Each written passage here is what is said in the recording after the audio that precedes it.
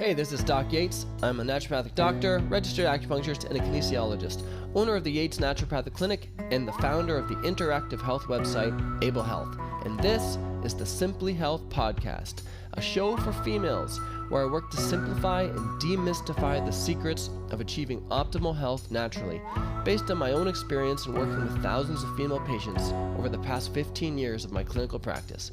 Welcome to Simply Health. Hey, this is Doc Yates, and on today's episode, we are going to talk about 6 ways that you can chill out and reduce your irritability.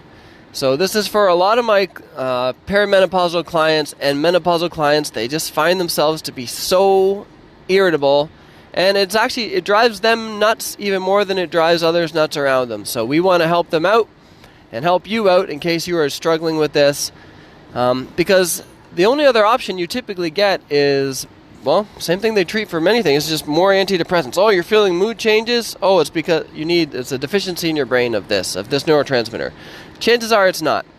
So antidepressants in this situation are probably not the solution. I remember I had a client, and she came in, and since we'll assume, I know this, I'm dealing with perimenopausal listeners, so I know this is not a PG thing, but she basically was just straight up, she said, I am a crazy B word, and if you don't fix me, I'm getting divorced. So the pressure was on, and we pulled out all the stops, addressed all the issues that we're going to talk about, and saved that marriage, and she felt so much better and so much more relaxed, and I want to share some of those tips that we did with her and share them with you. So we're going to go over 6 tips today, how to reduce your irritability. Number 1, it always comes up almost every episode, but if you're in perimenopause or menopause, you got to get your progesterone levels checked. Progesterone has a very calming effect. And when you've got excess estrogen, or even sometimes not excess estrogen, but just progesterone levels are too low relative to where you were before, people feel a lot more anxious and a lot more irritable, and it leads to a lot of other issues, for instance, sleep issues, which even compounds that irritability. So point number 1 in that demographic, get your progesterone levels checked and addressed. Point number 2 is that stress, which plays a big role with irritability, think of it as like layers of an onion. So every added stress is just another layer that piles on until eventually you get to stresses that are not that big. And those small stresses, you have these huge overreactions that within minutes you're like, holy crap, I really overreacted there. But yet it's too late. You've already done it. And when you're dealing with that, there's a lot of lessons you can learn from or seen benefits that I've seen from aspects of Chinese medicine. And we're going to talk about those now on points. So point number 2, stress is like an onion. Irritability is like an onion. We correct it, we take those layers off, and things feel better. So to take those layers off, I'm going to talk about Chinese medicine, and we're going to start with what is called qi stagnation and herbs that address that.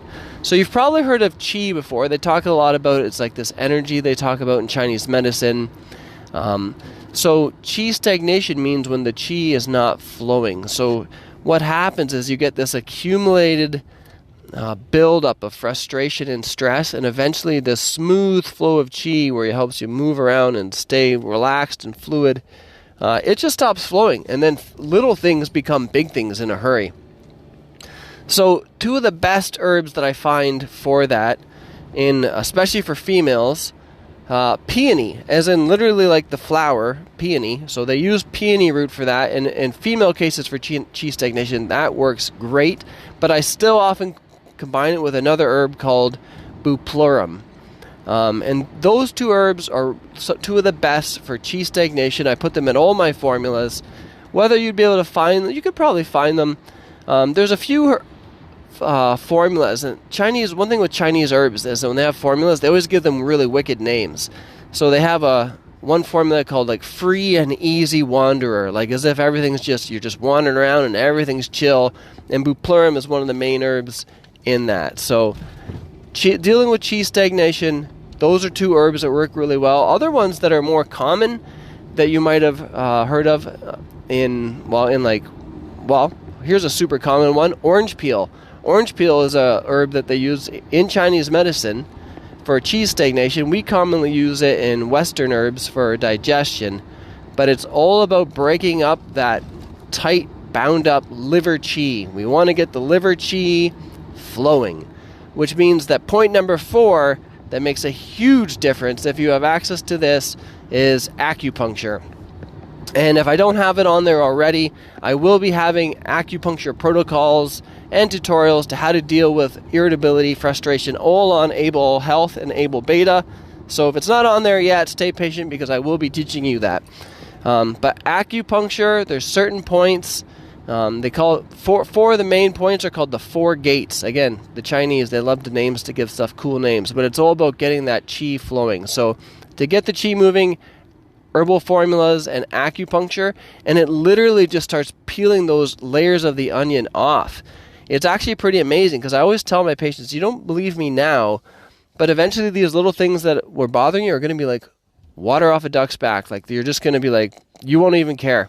And I always tell them to give it 4 to 5 treatments and you'll be seeing that shift. And they always do. So the acupuncture really just kind of calm things down. Now it's not like an antidepressant where it's like, yeah, I don't feel irritable, but guess what? Now I don't feel anything at all. They just numb everything. If something big comes up, you're still going to be stressed about it, but that's natural. That's normal. You know, if there's a major stressor going on in your life, your body's going to feel that way and be adapt to it. What I'm talking about is when these little things become big things and you know that they shouldn't be. Those are the things that go away. And you know what? You will find that most of the things are little things. Point number 5, in terms of things to reduce your irritability, exercise. And you know what? It comes up in almost every episode as well, because it's not just good for mood and for irritability, but it's good for weight, it's good for your bone health, it's good for your heart health. You've got to figure out ways to keep incorporating exercise into your routine. And I have found in patients, this, which is why you might have heard me say in a previous episode, do enough exercise that you break a sweat. And there's something about breaking a sweat that just has even more of a release and a benefit towards your stress. So if you can break a sweat within 15 minutes, dynamite. If you want to keep going after that, even better. But really try and work hard for 15 minutes to break a sweat. Lastly, there's supplements. And there's a ton of supplements that you can use for irritability. I always like to start with, is there any supplements that fix things you could be deficient in? And this comes up pretty frequently. I find a lot of people do better with magnesium, and you take it before bed. And the magnesium makes your muscles feel more relaxed. It usually gives you a more relaxed sleep. And when you have a more relaxed sleep, people are generally a lot less irritable. But at the same time, if we go back to point number 1, if your progesterone was way off, make sure you get that part checked. That's why this is in order like this. So magnesium is number 6, not number 1. I've got another formula that I've designed. It's called the Chill Pill. It works really well for this, and it uses herbs like ziziphus seed. It uses theanine. L-theanine is part of it. There's a little bit of kava in there. These are all things that have a very calming effect and a mood-enhancing effect too. So that works really well. So just to review the 6 points with regards to irritability for my ramble today. Point number 1, get your progesterone checked. Point number 2, remember, stress is like layers like an onion, and you can figure out anything you can do to figure out to pull those layers off. That's going to be really helpful, which leads to point number 3 and 4. Qi, stagnation herbs, and acupuncture work really good for pulling those layers off and making it so small things become small things once again. Point number 5, exercise. Get out there, force yourself to make time for that. You can always make 15 minutes per day. Even when you don't feel like it, I guarantee you're going to feel better after you finish the 15 minutes of workout. So if you want to keep going, do it. And point number 6, any type of supplements you want to use that can be indicated. So magnesium, chill pill, passion flowers, another great one. So any of those things. So I hope this was helpful. And if you have any questions, feel free to try and contact me through Able Health. This is Doc Yates signing off. Thanks for tuning in to Simply Health. If you want to learn more about health, check out Able Health. If you want to see some of the other projects that I've been working on in health, business, music, and life, please check out the links below.